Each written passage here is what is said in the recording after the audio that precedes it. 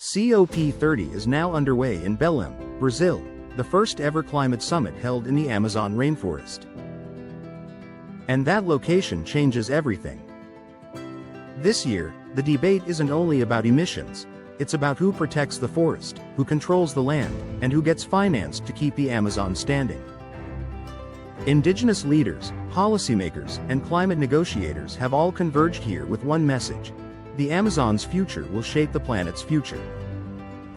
COP30 is seeing record indigenous participation, thousands of representatives from across Brazil and the wider Amazon region. But this isn't symbolic.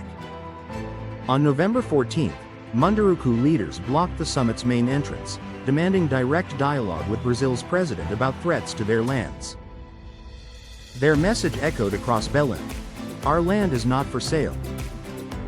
For many groups, COP30 is not just a climate summit, it's a fight for survival, dignity, and the permanent recognition of indigenous territories. One of the most contentious issues at COP30 is Brazil's proposed Tropical Forests Forever facility, the TFFF. It aims to raise $125 billion to pay countries that keep their forests standing, and Brazil says early targets of $10 billion are ambitious but feasible. The idea is simple: reward nations that protect tropical forests. But indigenous leaders warn that finance without land rights risks repeating old patterns. They argue that unless indigenous territories are recognized and protected first, funding alone won't stop deforestation.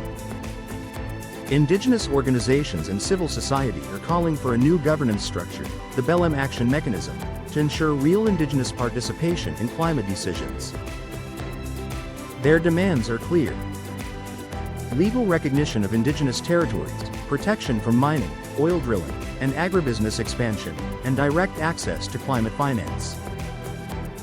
Outside the summit, thousands have marched calling for climate justice and for forests that don't merely survive, but thrive. For the first time, a COP is being held where forest protection isn't theoretical, it's happening just beyond the conference gates. COP30 could redefine global forest finance, indigenous rights, and Amazon protection for the next decade. But whether this becomes a breakthrough or a missed opportunity depends on what negotiators decide in Belém. Stay tuned to Environment Eyepiece for more global climate insights.